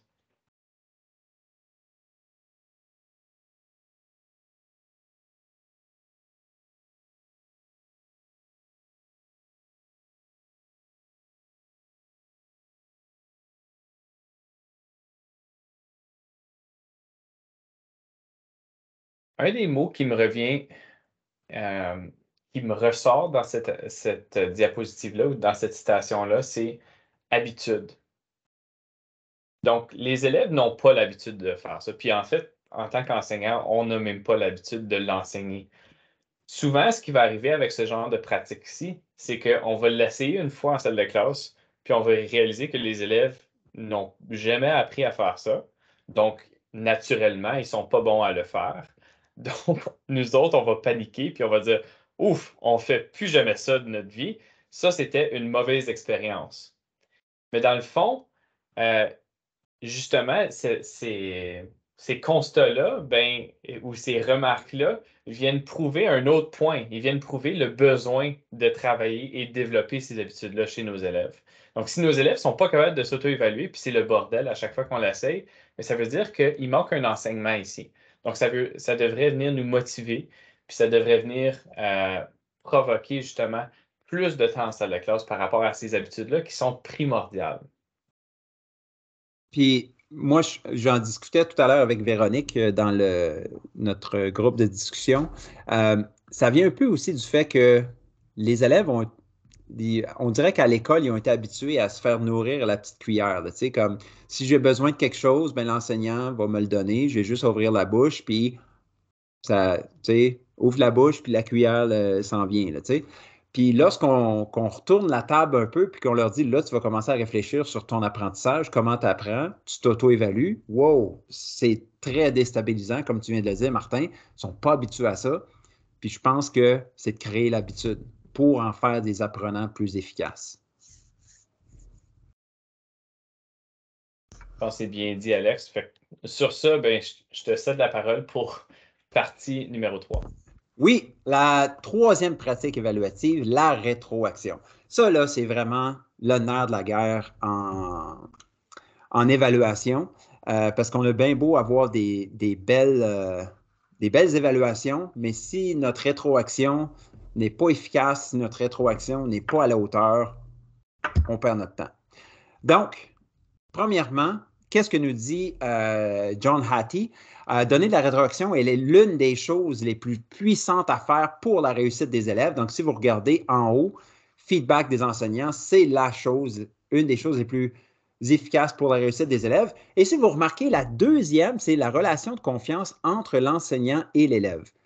Et ça, moi, je pourrais vous dire que si tu n'as pas la relation de confiance, ben la rétroaction ne sera pas super efficace. Parce que tu ne peux pas apprendre de quelqu'un que tu haïs. Donc, si tu as une bonne relation avec tes élèves, bien, lorsque va venir leur temps de leur donner la rétroaction, ils vont être plus aptes à l'écouter parce que, justement, il y a un lien de confiance qui s'est établi. Okay? Donc, vraiment, commencer par la relation, puis ensuite, on va vers le feedback. Donc, le but de la rétroaction, c'est de fournir aux élèves une description de leur apprentissage. Donc, fournir aux élèves des renseignements à propos de leurs forces, des améliorations nécessaires et des étapes pour s'améliorer. Donc, ça vient de l'Inukshuk, ceux qui s'en souviennent, l'Inukshuk du Centre Franco, donc qui nous décrivait un peu la base de la rétroaction. Donc, qu'est-ce que c'est concrètement la rétroaction? C'est, qu'est-ce que l'élève a fait, puis comment est-ce qu'il peut s'améliorer. Donc, vraiment, ce qu'on veut faire, c'est qu'on veut rétrécir l'écart entre où ils sont présentement et où ils doivent être. Donc, nos cibles d'apprentissage qu'on parlait tout à l'heure. OK? Donc, moi, je vais vous présenter deux modèles. Le modèle Levasseur, je l'appelle comme ça parce que c'est une de mes collègues qui me l'avait montré. Je suis sûr que ce n'est pas elle qui l'a inventé. Donc, c'est en 4 étapes. On s'adresse à l'élève, on pointe les points positifs, les critères qui sont atteints, les pistes d'amélioration, les critères non atteints, puis ensuite des pistes, des suggestions pour hausser la qualité du travail. Donc, par exemple, ici, bonjour Alexandre, tu as bien organisé ton texte en respectant un paragraphe égale une idée. Pour améliorer la fluidité de ton texte, révise tes verbes pour les mettre au même temps présent. Petite suggestion, comment pourrais-tu faire en sorte que ton récit soit plus stressant pour le lecteur? Donc là, ici, j'ai pointé des choses très spécifiques à l'élève, comme mettre ses verbes au présent.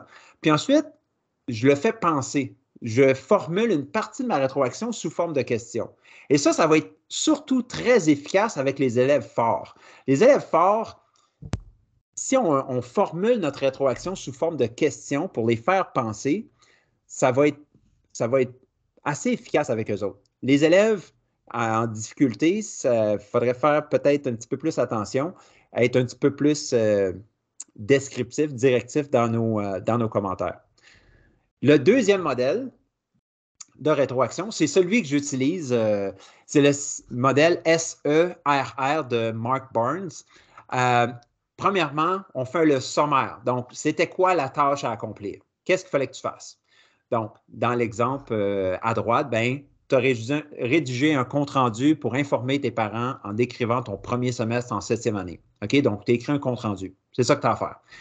Explique. Donc, ça, c'est quoi les concepts, les habiletés qui ont été réussis.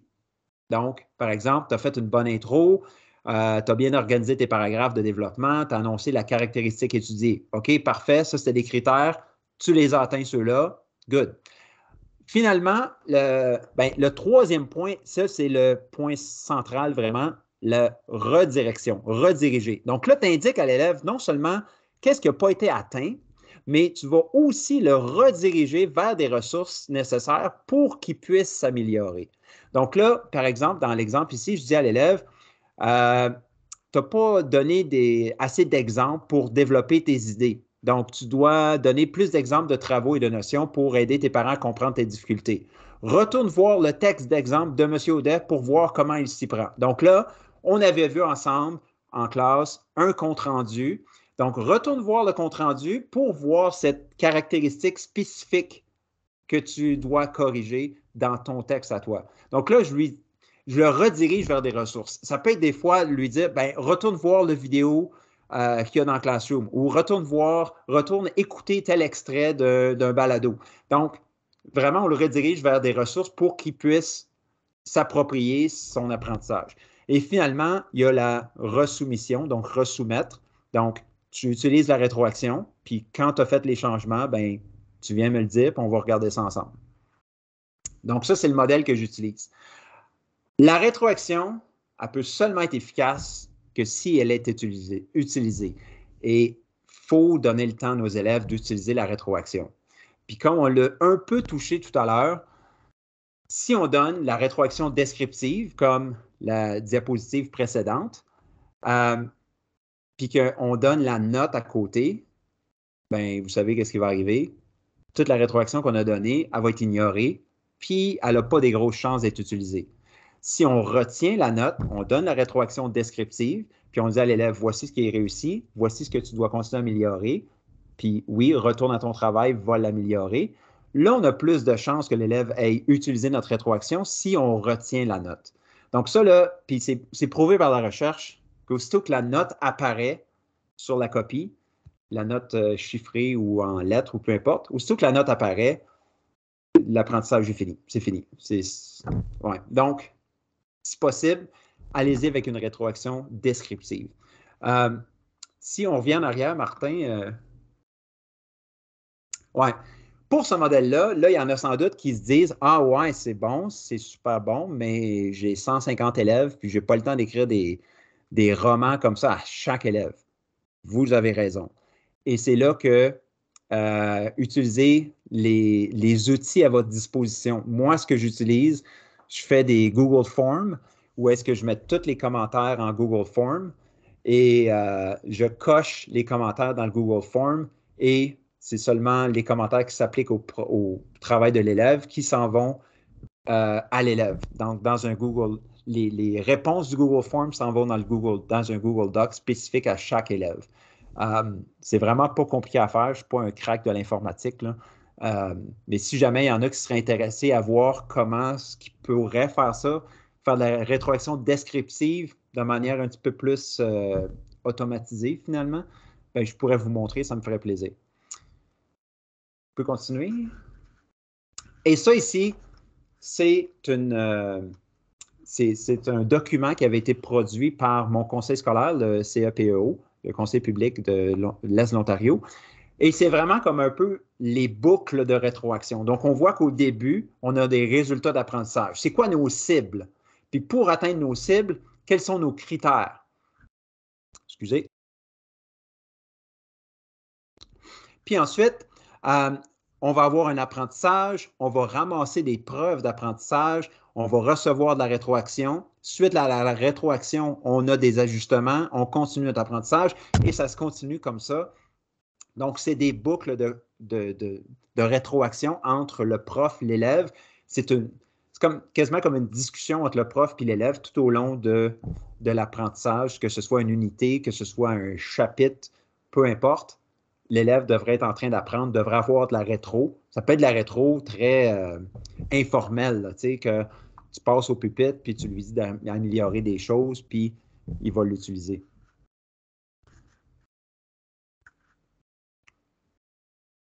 Donc, on arrive maintenant à la dernière section qui est préparer la mise en œuvre de ces pratiques-là. Fait qu'on est parti 1h30 passée, on est parti ensemble, on a décrit justement des mythes en évaluation, on a parlé de pourquoi, puis on a parlé de qu'est-ce qui devrait fonctionner. Puis là, on veut jaser de comment est-ce qu'on le fait fonctionner. Donc, on passe à la dernière section de notre atelier d'aujourd'hui. Donc, on veut se rappeler justement notre écart entre peut-être nos croyances et nos pratiques, puis ça peut venir peut-être nous motiver à s'établir des buts personnels en évaluation. Et c'est ce qu'on aimerait faire avec vous aujourd'hui. Donc, on vous met à l'écran ici un Google formulaire. Puis je peux le partager dans la boîte de clavardage aussi. Donc, on aimerait vous donner un peu de temps à réfléchir justement à, en utilisant votre document de dissonance cognitive, quel serait un but atteignable pour vous à cause on veut aller au-delà de tout simplement une présentation, voici qu'est-ce qui devrait fonctionner, puis après ça, on se laisse là-dessus. On veut réfléchir à comment est-ce qu'on fait fonctionner ce qui devrait fonctionner. Donc, dans ce document-ci, on vous invite à faire un but et d'établir aussi, d'indiquer des barrières possibles à l'atteinte de ce but-ci. Une fois qu'on a établi ceci, on va pouvoir en discuter en petite équipe pour justement peut-être trouver d'autres barrières et trouver des pistes de solutions à ces barrières-ci. Donc, je ne sais pas si c'est clair pour tout le monde. Est-ce que ça va? Donc, on se donne peut-être un 7-8 minutes pour compléter le formulaire. Vous allez recevoir une copie de vos réponses par courriel. Et donc, vous allez avoir ça comme preuve justement de vos buts personnels. Puis ça vous appartient à vous, dans le fond.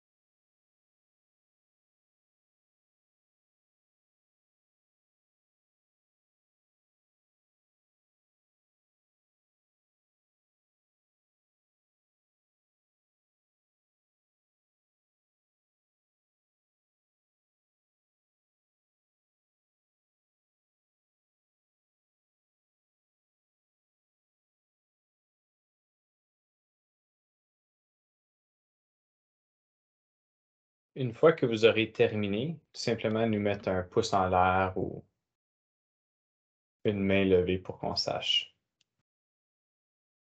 Mais on n'est pas pressé, prenez votre temps.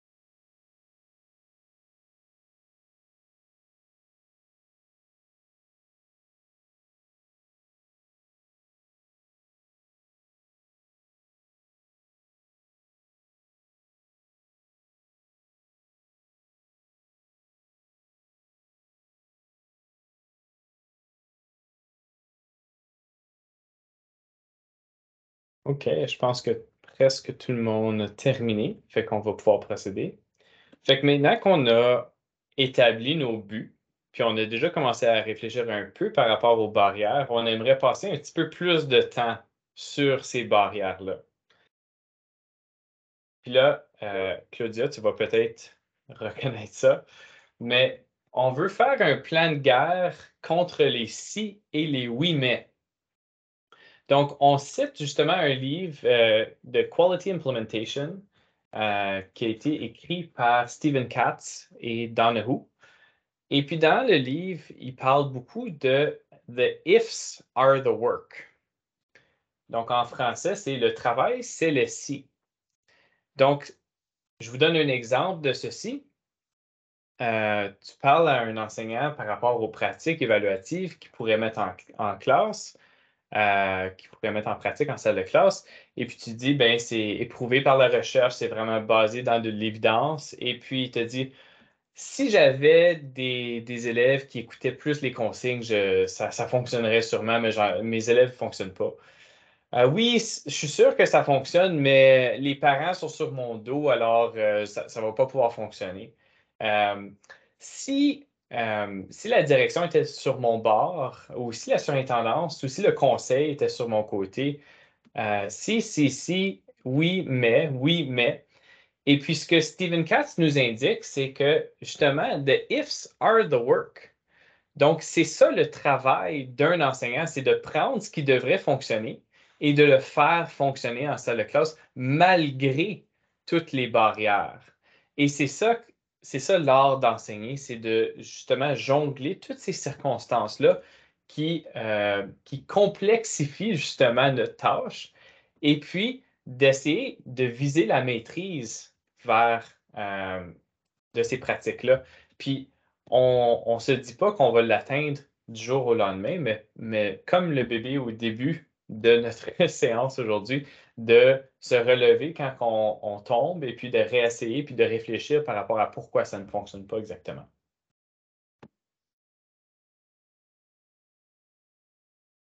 J'ai failli parler sans ouvrir mon micro. Donc là, on va jaser de ça dans les prochaines minutes. Qu'est-ce qu'on peut faire contre les si puis les oui mais? Quelles sont les conditions qui feront en sorte que ce sera plus facile de réaliser votre but? Donc, quelles sont les pistes de solutions pour tous ces si-là? Parce que c'est bien beau avoir des objectifs, mais si on n'est pas tout à fait certain comment est-ce qu'on peut y arriver, on a moins de chances de pouvoir les réaliser. Donc, dans les prochaines minutes, on va discuter de ça, justement. Donc, Martin, si tu peux changer la... Oui, donc, on va vous placer encore une fois en salle. La première personne indique son but, son objectif. Ensuite, l'autre personne peut demander des questions de clarification. Puis ensuite, on va partager ensemble des barrières possibles de la part des autres membres, puis essayer de trouver des pistes de solutions. Comment est-ce qu'on pourrait surmonter ces barrières-là, les oui mais puis les si. Puis ensuite, on va revenir ensemble pour peut-être faire un petit partage si on a assez de temps pour voir c'était quoi les barrières et les solutions qu'on a trouvées pour les surmonter. Donc, Martin, je ne sais pas si on est prêt à se faire envoyer en salle. Puis là, juste de la rétroaction pour moi, la dernière fois qu'on a fait des salles, est-ce que ça a fonctionné? Est-ce que vous étiez... Oui, OK, fantastique. Je n'étais pas certain. Donc, je vais ouvrir les salles tout de suite. Bonne discussion. Merci.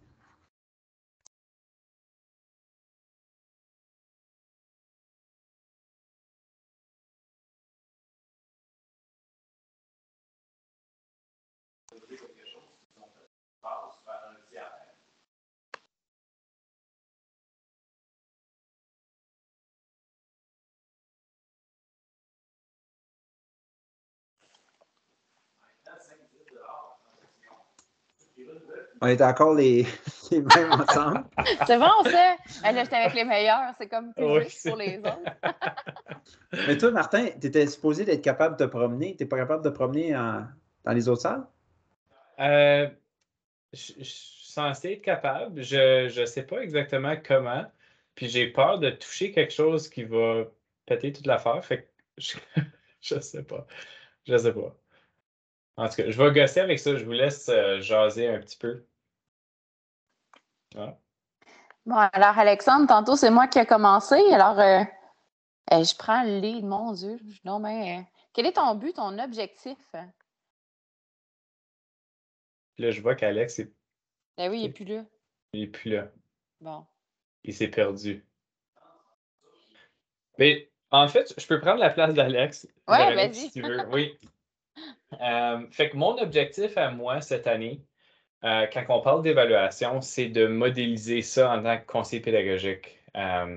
Donc, quand on parle de l'évaluation au service de l'apprentissage, puis de se mettre des critères d'évaluation, comment est-ce que je sais que je vais avoir réussi moi-même à la fin de l'année?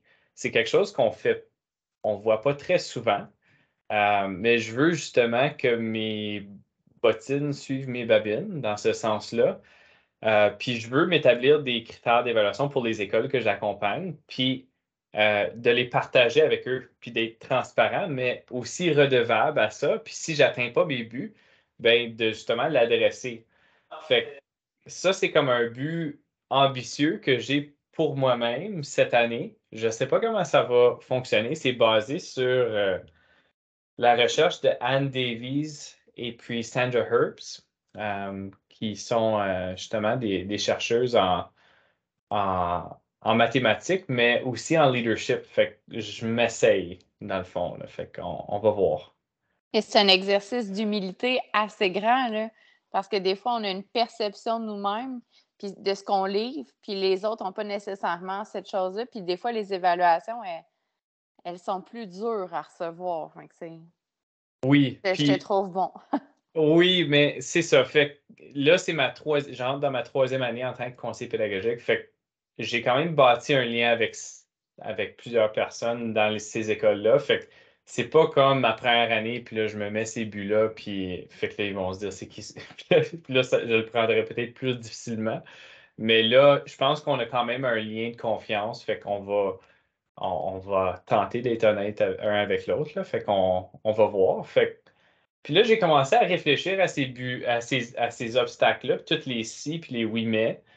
Euh, puis pour moi, vraiment, comme souvent, c'est comme on est tiré d'un bord puis de l'autre, puis c'est le manque de temps, puis le manque d'organisation. Fait qu'il faut pas que ça soit, pour moi, comme faut que je me fasse un plan d'attaque pour contrer ça, pour contourner ces affaires-là, là, tous ces obstacles-là.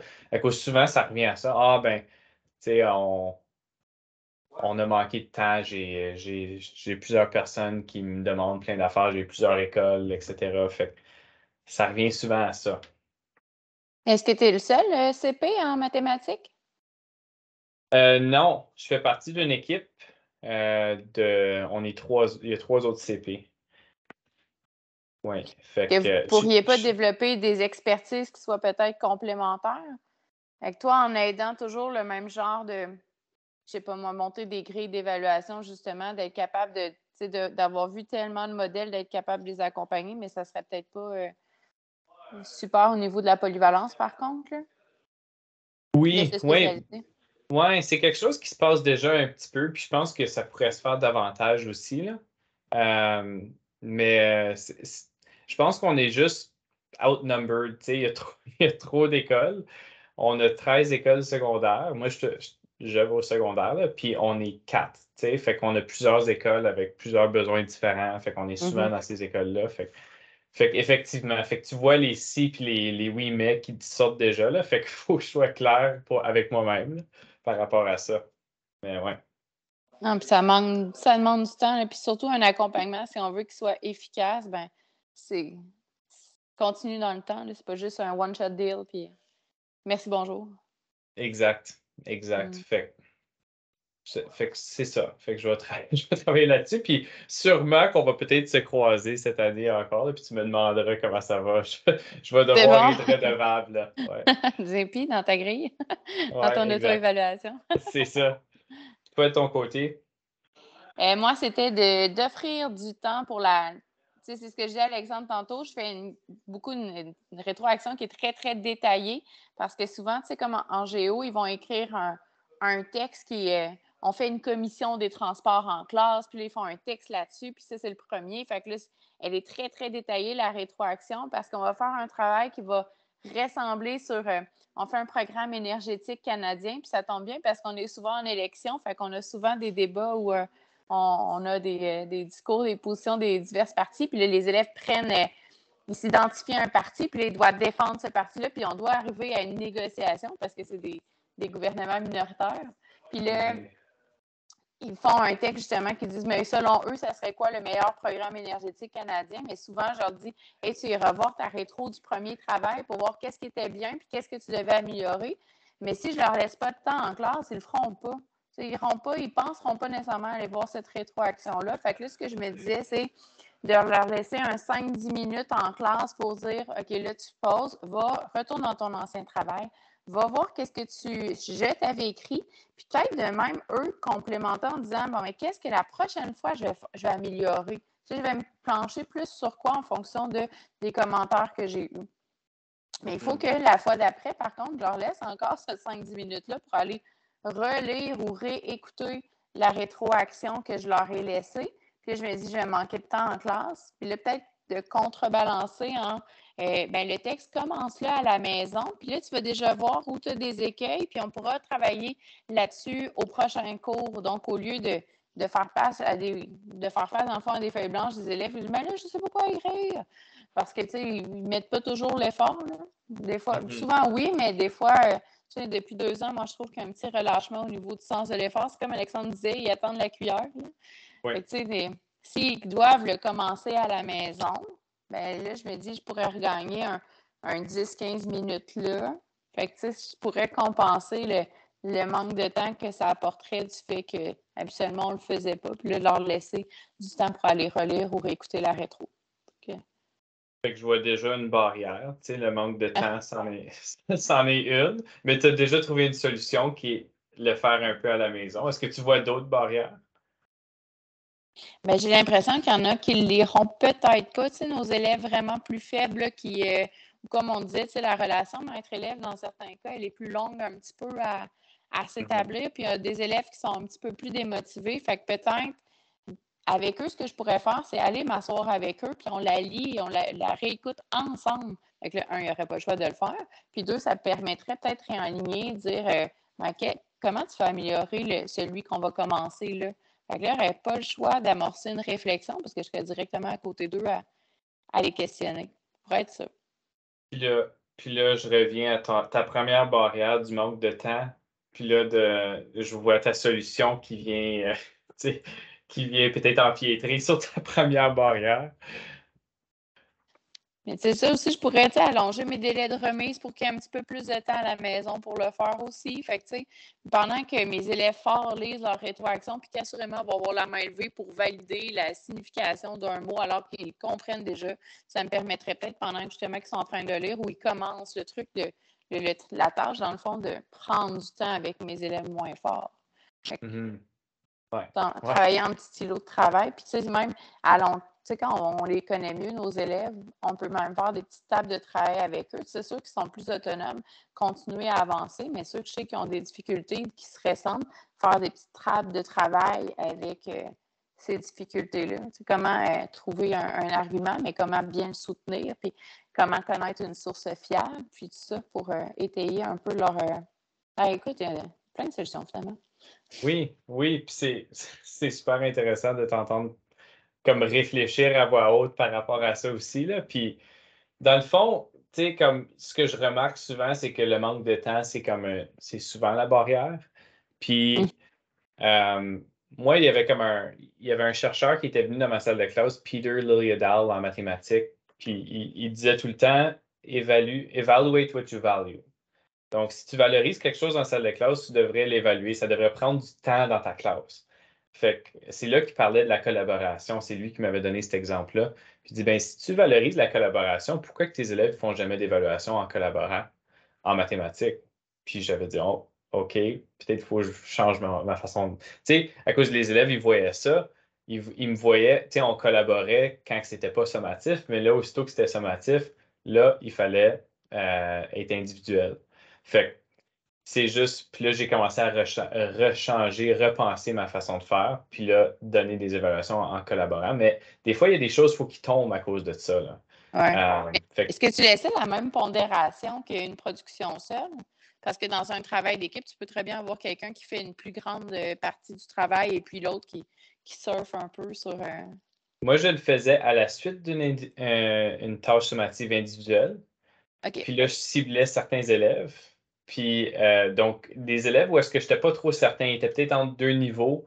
Fait que là, dans la tâche collaborative, j'allais voir certains élèves, puis là, voir, puis j'ai questionné un petit peu, mais ils pouvaient avancer à leur propre gré. Fait que ça me donnait d'autres informations par rapport. Fait que c'était comme complémentaire ici, là. Ouais.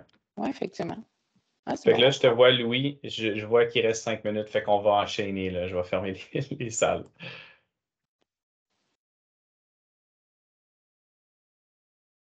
Là, dans le fond, si je vais sortir de la salle,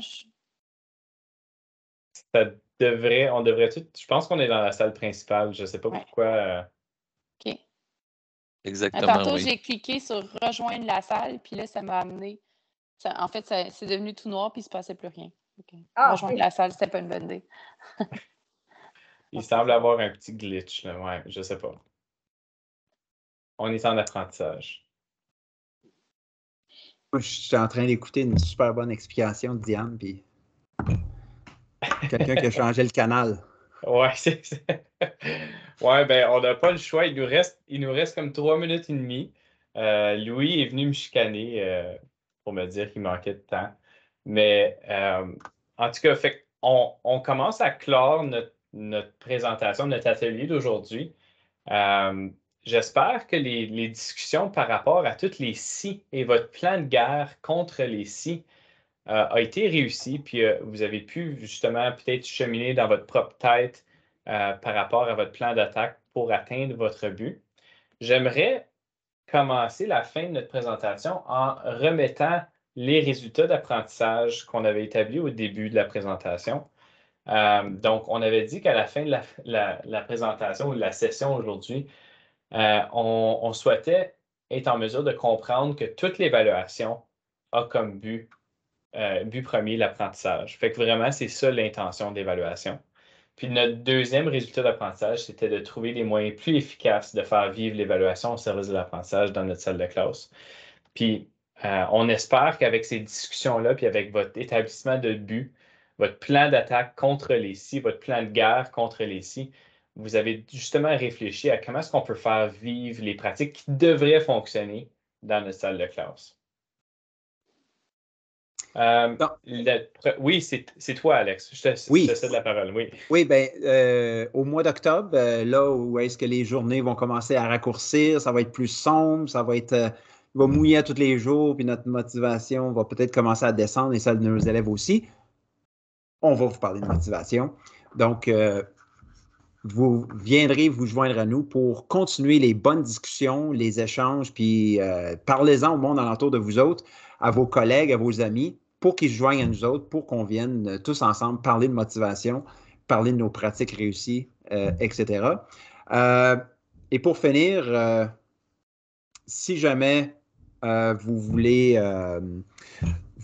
nous rejoindre, premièrement, vous pouvez aller, on vous encourage à aller lire le superbe article de Roch Chouinard qui est Évaluer sans décourager. On a aussi un épisode de balado sur cet article-là qu'on avait fait dans la première saison, donc allez voir ça.